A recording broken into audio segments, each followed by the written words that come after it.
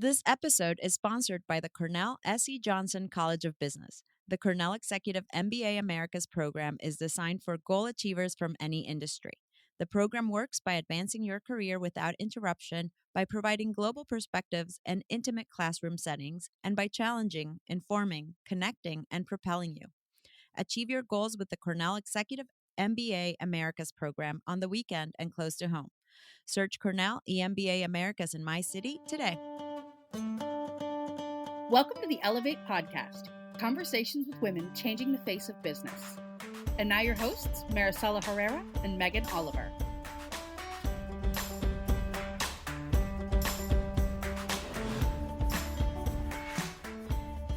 Hi, everyone. Welcome to the Ellevate podcast. This is Maricella Herrera, the CEO of Ellevate Network and your host for the podcast. I'm here with my co-host, Megan Oliver. Megan, how are you? I'm good. As people know, I'm back in Texas. Life is moving pretty fast. I have a car now, Woo! and I've applied for an apartment. Woo! So things are coming together, but it's crazy out here. Yeah, it's hard starting, kind of to settle in somewhere else. Yeah, it's better when there's family nearby though, which that's helpful. Yeah, that's true. You get that. And you'll get used to it. I mean, I'm sure you'll have your life up and running in Texas pretty soon.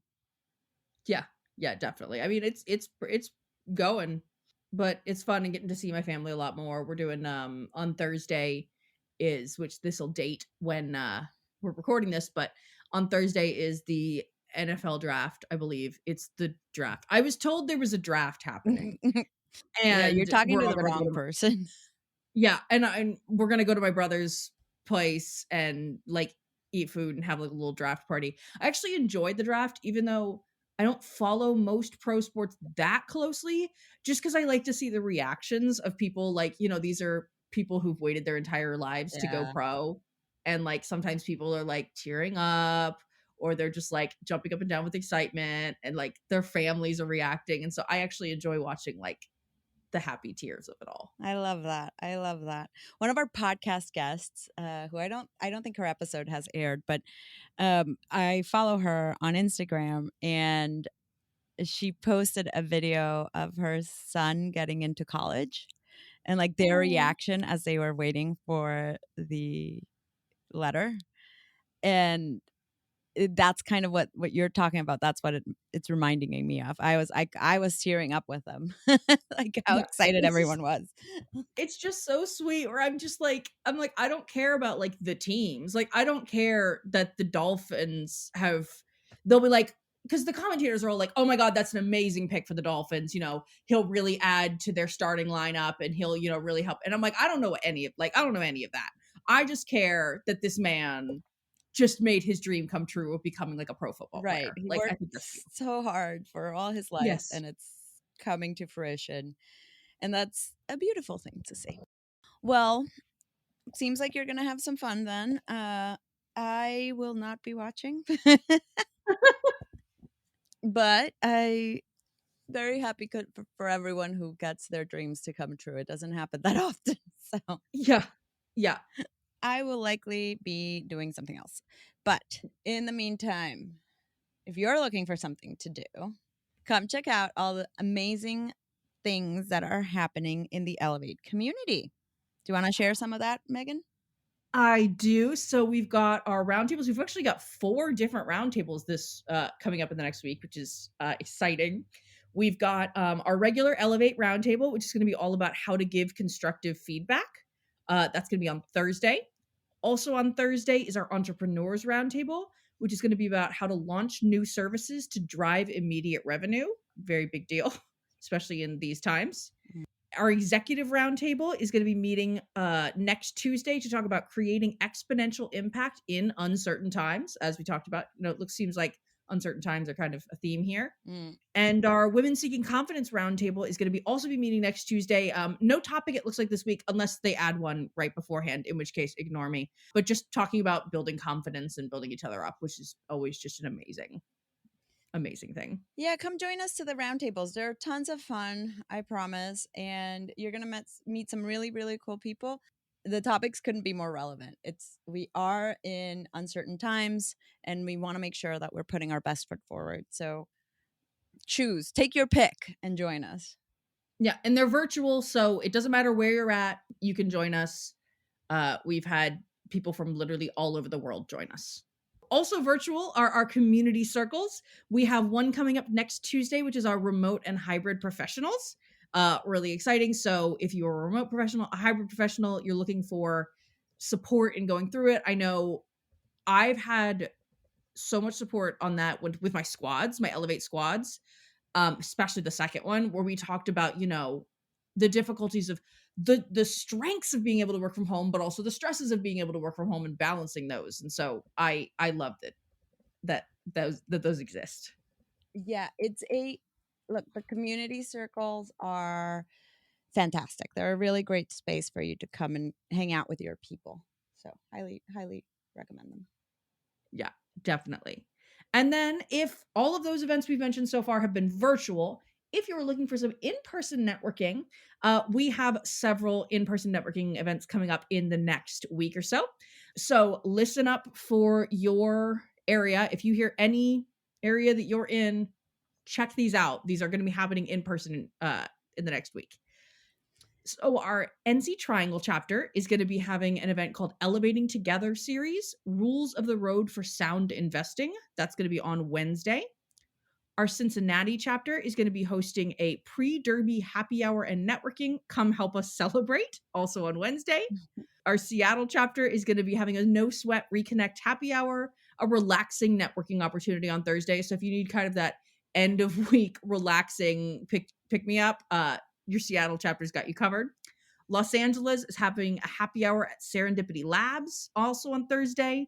Atlanta is having a Mother's Day sip and shop on Thursday. And finally, our New York chapter is having one that, of course, they're having right after I left New York, which is their Summer in the City series, tequila tasting kickoff with Diageo next Tuesday. I'm very jealous. Yeah, you're just reminding me that I need to sign up for that one. Yeah, I was like, "Are you what? This sounds like the best event ever." My mother would definitely. My mother, her favorite kind of, she loves tequila. Same with It's my so hard mom. to say. Yeah, so hard to say. Like my mom loves tequila without saying bad. It's just like it's her favorite alcohol, and so I know she would love that. It is my favorite too, and I definitely want to go. The New York City chapter is putting up together some incredible things. So check out the website. Our website is what I mean by that, elevatenetwork.com. And you can check out your chapter there and all they're doing. And I promise you, there's like lots of really cool things to do, lots of really cool people to meet. Um, I know I'm biased, but it is. I wouldn't have been here for 11 years if I didn't think that was the case. Yeah, and I can confirm. I even have pretty unbiased account of one of my friends is in the process of looking for a job, and I was like, why don't you use Ellevate? Like we have all these events coming up because she's in alternatively the LA and San Francisco area. And she's just been signing up from left and right. She's like, oh, these are really cool. Yeah, there's lots of things to do. Yes. Well, speaking of cool things, today in my interview with Jennifer Carlson, who is the co-founder and executive director of Apprenti, you're going to get to hear some really cool stuff that she's doing. Apprenti is the nation's first registered tech apprenticeship program. And the work they're doing is really important because there are many different ways to get your qualifications for work, right? It doesn't need to be a cookie cutter. You go to college, this is the type of college, this is exactly what you need to do. And I think that learning, for me, it was a learning experience to talk to her about apprenticeships and how these work and how these can play a role in creating more equity within workplaces and access to people who could be, you know, great and have skills and talent that they're not using in some way, and provide something I care about a lot, which is economic mobility. So I get into it with Jennifer. We talk a lot about the work she's doing. We talk a lot about technology and what's happening in the world. So I hope you enjoy the conversation. Yeah, let's get to it.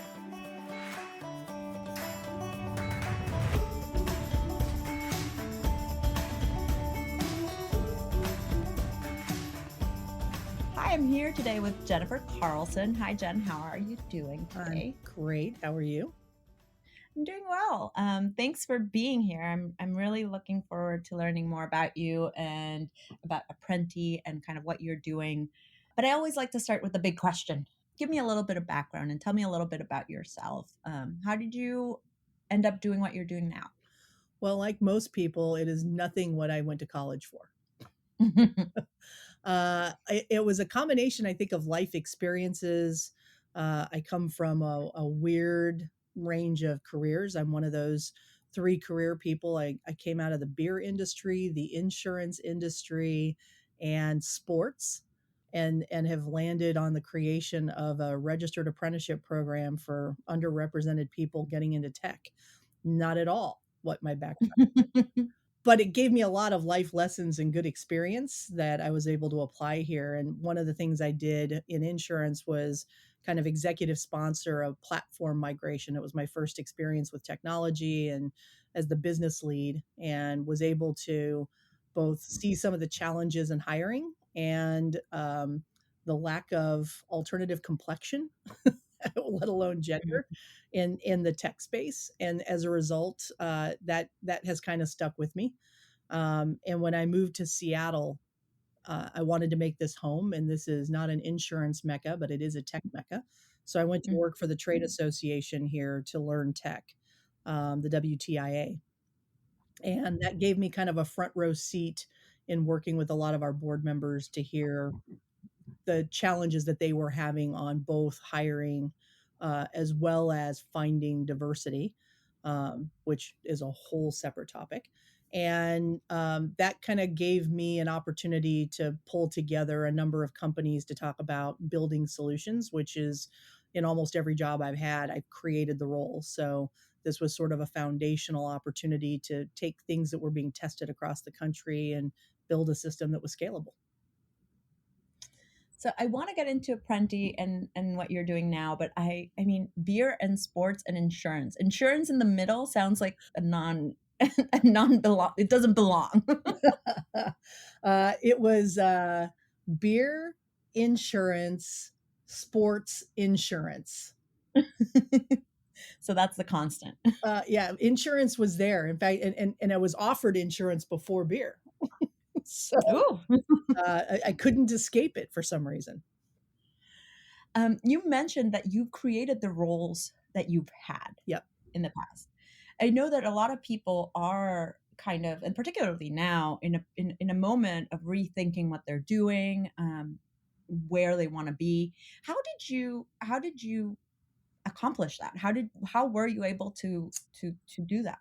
That's it's an interesting question. So I worked for Progressive Insurance back in the late '90s, and they were going through kind of an internal transition. They had just taken on all their advertising and media buying in house, moving it away from an agency. And I think right place, right time was able to do an audit internally of all 48 states at that point that they were in on how they were using their brand and the lack of consistency and the amount of extraneous money that was being spent in sponsorships across the country. And I came from a sports background. I did my Mhm. MBA in sports marketing. And so, again, right place, right time. That was just as they were trying to delve into the Super Bowl and kind of raise their own visibility. And it allowed me to kind of build a model for how to evaluate what they were investing money in ways they understood, and reassess all of their sponsorship and advertising. And that kind of got me started in that space. And that's how I went into sports because I ended up getting poached and hired away by Scott Boras, who's a Major League Baseball agent, to work on representation of his players for their marketing endorsements. And then one of my clients was AIG. And the person who is now the president of that division of AIG, I had worked with previously at Progressive. So he hired me away to come back, and I ended up starting the marketing department for that division of AIG and insurance and building it up from, a non-presence into a national presence for them. And so each time it was this kind of right place, right time, right opportunity, and had just enough experience to show that I knew how to do it. Well, I think right place, right time, right experience, but you're selling yourself short too because you knew how the dots connected. And Mhm. now I think a lot of people kind of forget that your experience is transferable. Right. You don't have to do the same thing over and over again.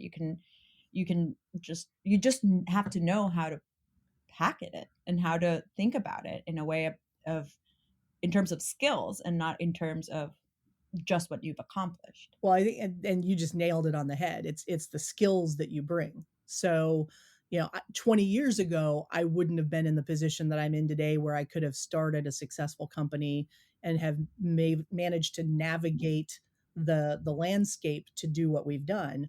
But 20 more years of experience building foundational systems, hiring people, looking at different skill sets, and maybe looking at how to accomplish the desired outcome differently because of my varied background made it work. And now I was able to take everything, to your point at the beginning, from beer, insurance, and sports, and apply it in a way that the business skills that came from all of that has helped build Apprenti, which has nothing to do with any of those other things. And one other thing too that I did that we didn't mention, it was also right connections. Right. You build those relationships, and then those are the ones that can bring you along. That's right. Yeah, always having a good team in your corner, that proverbial board that you rely on, that are people that you have experience working with, that you can go to and say, here's what I'm thinking about, and get input from them and value it, and then be willing to listen to it. Right. So tell us a little bit about Apprenti and what it is you're doing. I do love that you went to Seattle and then was like, yeah, maybe not insurance. This is tech. And again, that shows your adaptability of, I have these skills. I can build something in this world. But knowing also your market very well, right? Right.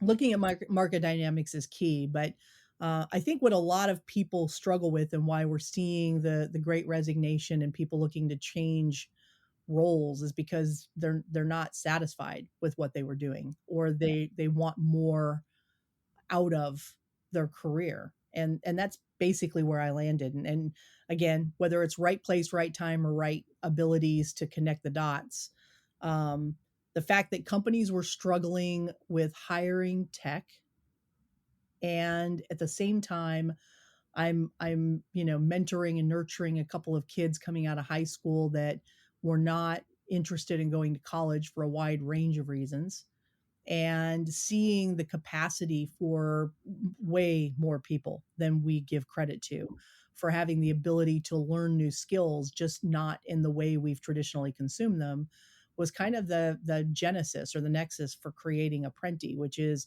we can reskill people from other walks of life who have other skill sets and get them into the sector to help close the tech talent gap. And I struggle when companies tell me they can't find diversity, and I have to remind them that the definition of insanity is doing the same thing repeatedly and expecting a different outcome. Stop going to the same places expecting to find something that isn't there. You just said my favorite quote. I tell that to our team all the time, and I tell it to myself because sometimes I forget about the definition of insanity. Mm-hmm. So tell us a little bit about what nationally registered apprenticeships are, because I had never heard the actual term like that. I mean, I know what an apprenticeship is, but I didn't know that there was this other level, like layer to it. Yeah, so there's kind of 2 versions. The one you're probably most familiar with is, apprenticeship with a little a, which is really not much more than an internship, which is what Mhm. the technology sector has lived on for the last 50 years. It's typically tied to college, and no 2 companies do it the same. You Mhm. might be an intern for 6 months and do 5 different things in 5 different departments, or you might be at a company that says, "We want you to immerse in this one role and do it well." And we're not even hiring all of the people who go through internships yet. And yet we continue to do them and are understaffed. The registered model is a broader definition, but it's a sanctioned credential that comes from the US Department of Labor, but is defined by us as the industry. We get to craft what the job description or the skill sets required for the job look like. And then it just gets applied by the Department of Labor. And it's a way for us to take people from 18 and over, any walk of life, any background, give them a hybrid training environment, a combination of classroom mixed with hands on experience. That's what an apprenticeship is. And there's a requirement for a job to be attached to it. So, unlike an internship where you do your few months and then you go back to school, apprenticeship is a minimum in the US of 2,000 hours. So, 1 year, and you would spend that year immersively in a role and you're being paid by the company a training wage that gives you the opportunity to get the hands-on experience needed to get over the retention hurdle so that the company can hold you in that job at the end of that term.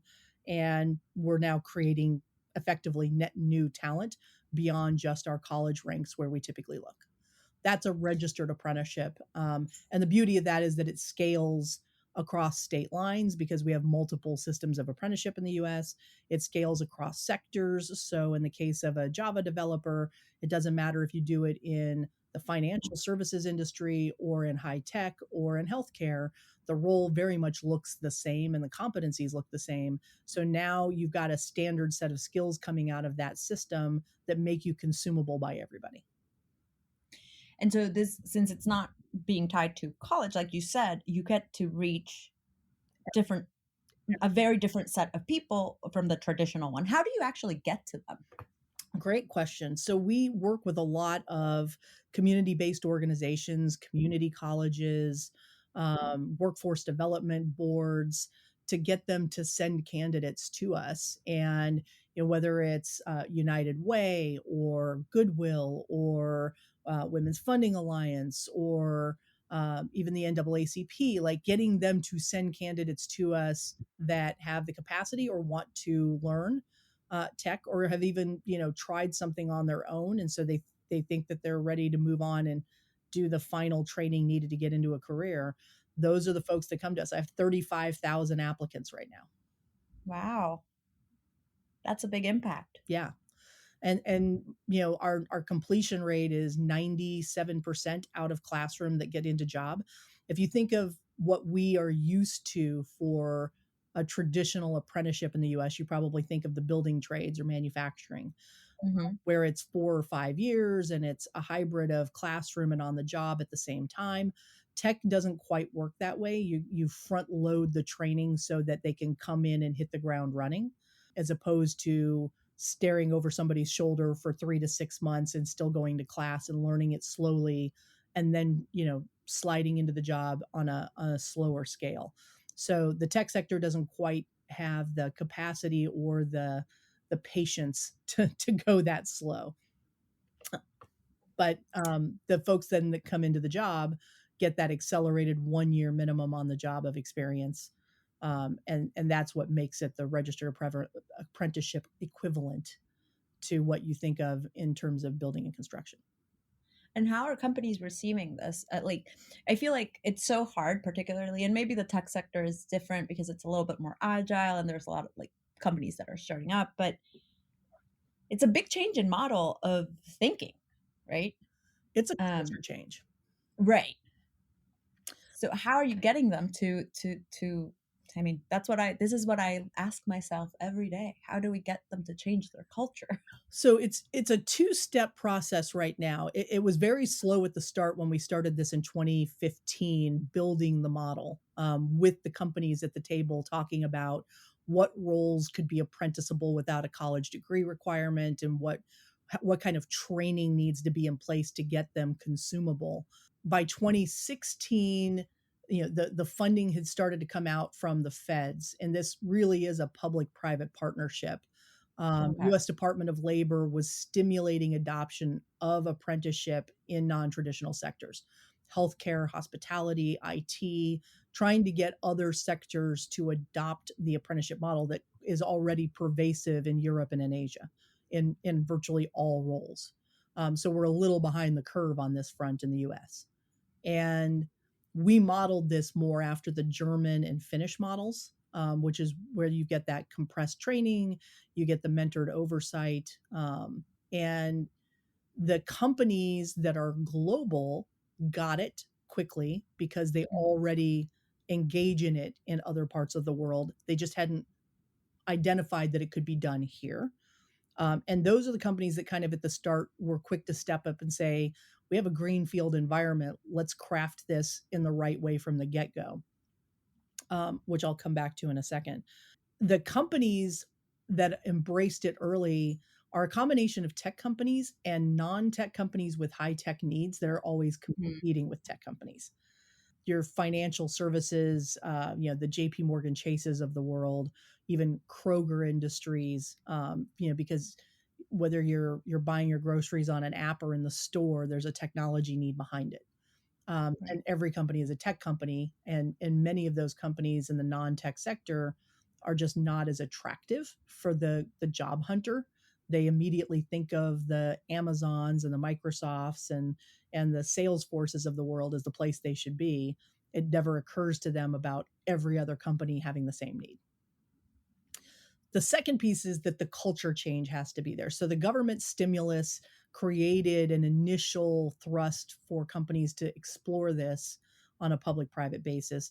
Now the conversation we have with companies is around that culture change, that this is not only how do you onboard and accept talent differently by defining talent differently, since we're talking about skill sets and not pedigree, but also the culture of the company flipping from consuming talent to producing talent, Mm-hmm. which is a 180 from what companies are used to. They know how to onboard college talent and what it takes to get that group up to speed for their contributions in the workforce. Getting people in from a non-traditional background is kind of the other side of the coin. Best example I had from Microsoft was one, they had to stop trying to have managers equate them to the college program because apprentices are just very different. So they had to change their internal semantics and stop trying to pound the square peg into the round hole. The second was that they understood how to get the college grads who have the theoretical background, but not as much of the hands on. What they get from the apprentices is more hands on and less theoretical. And so it's really just pivoting what is in the gap for training and how they onboard them a little differently. But it's the same challenge, just a different piece of the puzzle. And that was sort of a pivotal moment for them to think about how they were bringing in non traditional talent. And the median age in apprenticeship for tech right now is 31 and a half. So these are people who are coming in with other life skills, but they're adopting them differently. And so this is the culture change that companies are still struggling with on some level to figure out, but they're now getting it. It's just been a slow turn. But I'm glad to hear that they are getting it, and that, like you're saying, that the age is different, their backgrounds will be different. It's a very different talent pool um, that needs to be embraced, and hasn't been for forever. Mhm. So it, I mean, I think it's really, really, really wonderful. How do you see, just as out of curiosity, since I'm mostly in the women's space, but have you seen more women looking to getting into tech? We know that that's been something that has been a challenge with this option. We are seeing more women, but we're still not seeing the right ratio. It's about 35% of my placements, and it should be 50% minimum. Right. Um, so it is more than what is currently represented in tech, which is in the mid 20s, but it's still not equitable. Okay. And how are you addressing that? So it's a lot more boots on the ground approach for getting them and looking for women in different places. It's been looking for more organizations focused on return to work, um, and women who have left the workforce trying to get back into the workforce. It's been we've got a full time person who focuses on recruiting, and she's building kind of a national network of those organizations that um, directly work with women. And some of it is talking with those organizations about pre apprenticeship, which is getting Hmm. more digital literacy and basic technical skill set training done to get them prepared to come into an apprenticeship, because there are pieces missing. I think women in general, because we've kind of opted out of the technology side on a larger scale, um, don't have or are not comfortable that they have enough of the skill set. So we're having to work with those organizations on creating some training that can get them more comfortable so that this is a viable option. Which is so interesting how you're saying it, because you said they're not comfortable with that they have the skill set, which is what we see for women Right. in general across the board. Yep. Uh, the age old stat of like man will apply to something when they have 6 out of 10 qualifications, and women will wait till they have 10 out of 10. But So it's so funny though, because women are 50%, actually we're over indexed above 50% on yeah, medical, and we're 50% of lawyers. Like, it's not like we don't have the capacity and that we don't, the math doesn't scare us in other industries, but for some reason, something about technology does. I wonder what it is. Maybe it's just the appearance of it from how all these years. Mhm. It's something that we might be feeling like we've been closed out of from forever. But I feel like that has happened in other industries too, like law, like finance. And although they're still male dominated, we've seen, and I'm great to hear that law is over indexed, but we that it's changing, but it takes a long time. It takes a long time, and if I had to apply kind of my own mentality to it, I think the only difference between healthcare and law versus technology is that rewarding impact. That's interesting. That women, That's very if we can interesting. help people, which we are naturally gravitational towards helping, and we don't see that outcome in the technology side unless we're, in my case, starting a nonprofit that helps people get into these roles and better economic outcomes and socioeconomic progression, which is where I get to look in the mirror every day and feel good about what I do, but I created it. That is so interesting, and I can totally see that, and especially as we're talking about the Great Resignation and people wanting more purpose. Um, However, there's like tech roles, and like you were saying, technology is not necessarily just the big Amazon and tech companies. There's so much more There's so much. um, that could be seen with that impact lens. I was working with a group yesterday out of Los Angeles that is building a internship with a progression possibility to apprenticeship for cybersecurity, which is really poorly indexed for women. And women, I think, are less than 5% of cybersecurity in the tech Wow. sector. And they are desperately looking to both improve women and diversity coming into that set of roles. And there's an association that focuses on nonprofit service and collectively creating business services for nonprofits because it's so expensive. And they're looking at them as the first place to put people for cyber for internships. And it serves like 500 to 800 nonprofit organizations from a cyber standpoint. And I look at that and I think immediately like that's the perfect place for women to go because Yeah. it's a service within tech, right? That should have a rewarding feel to it. Wow. Yeah, you've got me thinking now on this, but it's I can see how that I can see the logic within that, and I can see that that is a perfect place for women. I want to change the topic a little bit. We only have a few more minutes, but um, we're seeing in the news massive tech layoffs, right? And so when you think about something you said earlier, which was companies consume talent and they have to change their mindset to producing talent. And so it made me think directly of what's going on now. And I know a lot of the narrative is like companies overhired during COVID, and now that's why we're seeing some of the layoffs. But I'd like to get your take on it and what the environment is going to be going forward in your opinion in terms of recruiting and jobs for people in this industry. So my humble opinion, because I am one voice, there's a lot going on. We've got what I will refer to as an artificial recession. I would prefer to call it in tech more of a right sizing, Hmm. because it's been largely more tied to stock price than to anything, and stagnation in tech. And yes, they did overhire and perhaps over index during COVID because of remote work. They're still all trying to figure out the remote work. I'll call it a fiasco. You know, it's a little bit schizophrenic. One day they want everybody to return, the next day it's part-time Yeah. return, the next day it's no, just keep working from home. And then they go full circle again. The challenge for them is obviously they're tightening belts because of the economy. I All the roles that they've let go, I think it was by December or something in the neighborhood of 125,000 people had been laid off in tech from tech companies primarily. But they weren't all tech people. There was a wide range of roles built into that 125,000. It was probably 60% were tech people. The other 40% were more service oriented. And Mhm. so that's like we have to kind of strip away what's really happening in that marketplace. So when we think of what's happening this month with another, I don't know, 30,000 or something like that, it's not entirely developers who are being cut. Right.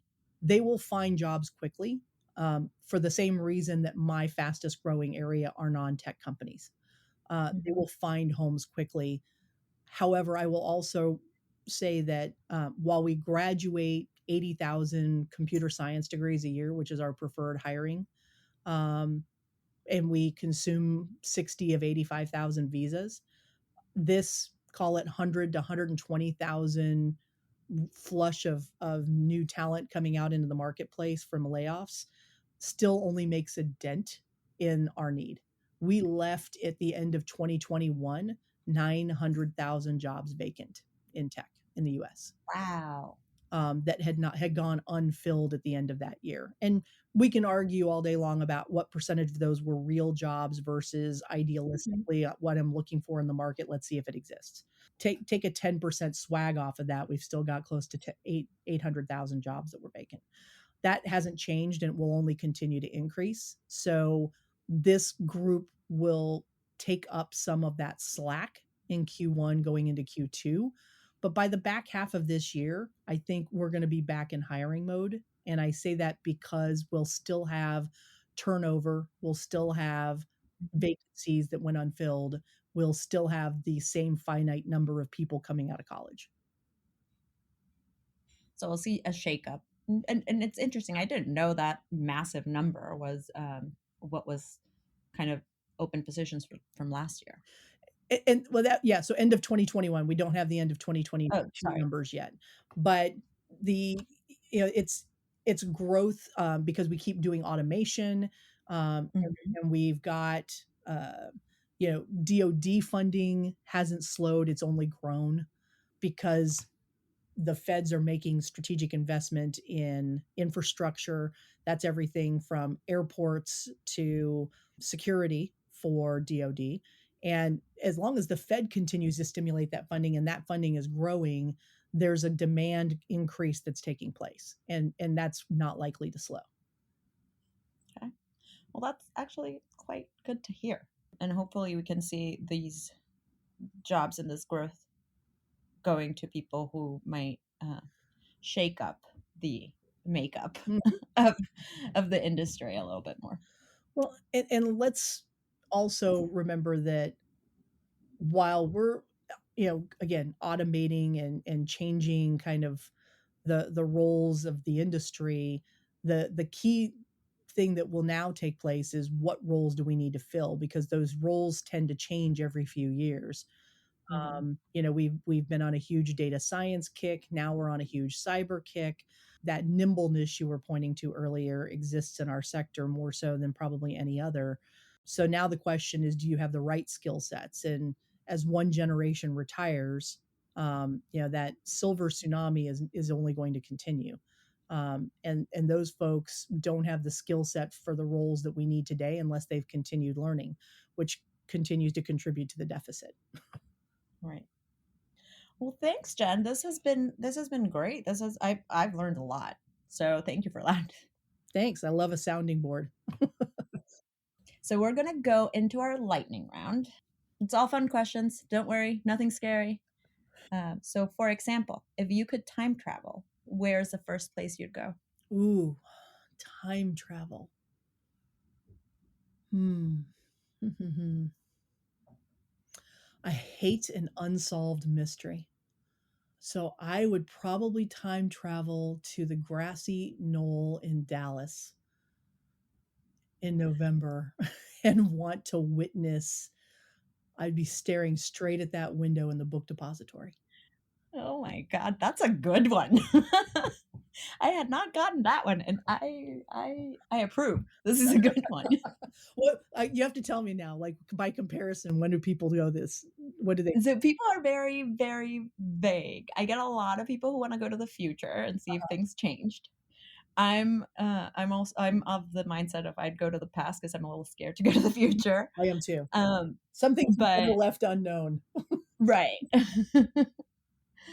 Would you rather explore outer space or the bottom of the ocean?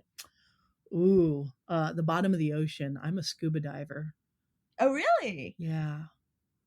And That's something I've always wanted to learn. yeah, and I have nitrox certification so I can go a little deeper, and I've got a cave diving certification and a wreck diving certification. So I would love to continue exploring. I would love nothing more than to pull a Jacques Cousteau mixed with a what's his name, the director, Cameron, and Oh yeah, get in a it's Cameron. submarine that goes down, 3 or 4 miles below, and be able to see things nobody else gets to see. Yeah. Most used app on your phone. IMDb. Also, don't get that one very often, but I do get a lot of like book stuff. So this is kind of the equivalent, I would say. Yeah, I'm a junkie for trivia, so I love reading people's, trivia and Ooh. history and weird things like, Richard Gere's middle name is Tiffany. Uh, I didn't know that. yeah, like, I Wow. just I love reading the weird stuff in people's histories, so when I get into a TV show, I end up reading up on, like, everybody on the show. What sport would you compete in if you were in the Olympics? I am a hockey player. I played college hockey, ice hockey, and I'm a goalie, so I would say the women's hockey. Very cool. And finally, what's one thought you'd want to leave with our listeners today? The number one thing I tell people is, you kind of already touched on it. Your skill sets are transferable. Don't sell yourself short. And just because you haven't done it doesn't mean you can't do it. So go do it. I love that. That's a great way to end this. Thank you so much, Jen. This was fun. Thanks. I appreciate it. This has been great.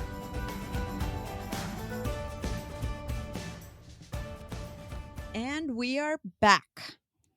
Jennifer is very cool, and I really like the work she's doing. Very cool. And it's so important. I think that apprenticeships and technical work is so important and so often overlooked by Mhm. today's youth who are so pushed.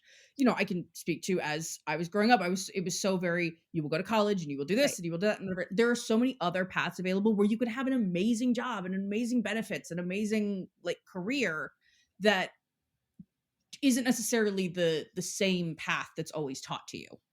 Yeah, and the thing is, though, companies need to change their mindset too, right? Well, people who Yes. run companies, so that those opportunities are available for people, because a lot of the times they're not, and that's, I think, why what Jennifer is doing is so impactful, because she's working almost like both sides of the equation. Yeah, totally. So, other people who are doing things that are impactful, my favorite part of our podcast. Let's celebrate some history makers. Indeed. And keep an eye out, I believe, this week for the first in a new series where we're going to actually be interviewing some of the amazing history makers we've been doing for the past, year and a half now that we've been doing this segment. I've reached out to several of them. They're all really excited to be on the podcast. So keep an eye out for that. I believe it's going to be this week, but it's all about scheduling and everything. So just keep an eye out for it. They'll start hitting your podcast soon. Yeah, it'll be very exciting. I'm very happy that you're doing that. I think it'll be a great episode addition. So hope you all tune in. Yeah, But definitely. in the meantime, let's celebrate this week's history makers. So Larissa Fasthorse became the first Native American woman to bring a show to Broadway. Again, one of those where I'm like, I'm so excited for this and I can't wait to go see the show. Why has it taken so long? I agree. And behind the scenes, like, amazing. Like, just so good. Yeah, I can't wait. Patty Murray became the first woman to cast 10,000 votes in the U.S. Senate. Holy, Woohoo! holy, Yeah. holy. Yeah. That's a career. Dina Nina Martinez Rutherford became the first openly trans woman elected to the Madison City Council. I love hearing that. I do too. Abby Lundian became the first female brewer at Sandlot Brewery at Coors Field. Yeah. Harmanpreet Kaur became the first Indian woman to be named as one of Wisden's 5 Cricketers of the Year. Oh my God. Cricketers. I know. It sounds so cute. I know. I know it's not a cute thing, but like it sounds cute. It's a cute word. I know. I don't actually know if it's pronounced cricketer or cricketer. I think it's but cricketer. I think cricketer is so cute. But cricket, yeah. Sounds like the Musketeers. Anyway. I agree. Shannon Bujak became the first woman police sergeant in Hampton, New Hampshire. So congratulations to our history makers this week. Congratulations. We're going to keep celebrating history makers every week, not just by calling them out in this podcast, but like Megan said, by having some conversations with them on the sides. And so I'm very excited to get to hear from them what it was like to make history. Yeah, exactly. And the whole thing that I want to spotlight is how they got to where they are, what barriers they faced, and what advice that they would bring, for people looking to follow in their footsteps. Yeah, I can't wait. I think it's going to be great. We are all standing on someone else's shoulders, right? These people are people who have broken barriers that will help people continue in that journey and in that path. We are going to be standing on their shoulders, and it's just amazing to see that that things are still.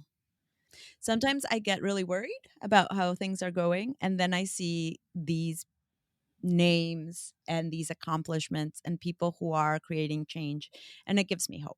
So I hope that it inspires you too. And if you're curious at home about like who I'm going to be interviewing, I'm not going to spoil who's coming yet, but I can tell you it's a very wide range in terms of industry. We've got people so far from the worlds of politics, from pageantry, from sports, and from medicine. So it's a very wide range of different people making firsts in all sorts of worlds. So tune into Megan's History Makers episode. We'll drop what, Fridays? Yes, Fridays. This podcast, the regular Ellevate podcast schedule will stay the same on Wednesdays, and then we'll drop the History Makers episodes every Friday. Love it. And next week in this podcast, in the Ellevate podcast, I will be talking to someone who I have gotten to know through Ellevate, and I think has some really wonderful insights. So I'm talking to Hilda Gann. She's the president and chief people officer of People Bright Consulting, Inc. She's been an HR leader for a really long time, and she is an entrepreneur who started her company, was very successful in it. She actually started it with her husband and realized how much she learned about people and managing people and building strong foundations of people within a company, and now is bringing those tenants that she used, now bringing them into other companies. So she has a very cool framework called Rev Up, which we talk about in our interview, and which I think is a really interesting way of thinking about leadership and thinking about how you develop your leadership potential. So tons of stuff. We cover everything from, the changes in HR through the pandemic, lots of leadership development, lots of leading with values, some of Hilda's story. So I I had a great time. And I'm also on Hilda's podcast, Rev Up Your Potential. So if you want to hear what I think of leadership and a lot of things, honestly. I like talk I think I threw her a couple curveballs when we were doing that interview. You know me. I kind of tend to open my mouth a little bit too much. So anyway. But I promise the interview with Hilda is really, really great. So you can listen to that next week. See you then. See you then. Ellevate Network drives real results for ambitious women trying to break through the glass ceiling and achieve success in their careers. We offer a platform full of resources and opportunities for growth, all designed to help you unlock your potential. With Ellevate's support, you can take the first step toward achieving your professional goals. With a supportive community and tangible resources at your fingertips, you're only one step away from reaching your fullest potential. Join us today and take advantage of our 30-day free trial to start building the career of your dreams. Thanks so much for listening to the Ellevate podcast. If you like what you hear, you can subscribe, give us 5 stars, and share your review. You can learn all about Ellevate membership and all the great things that Ellevate Network is doing at our website, www.ellevatenetwork.com. That's ELLEVATE network.com. And special thanks to our producer, Catherine Heller. She rocks. Thanks so much, and join us next week.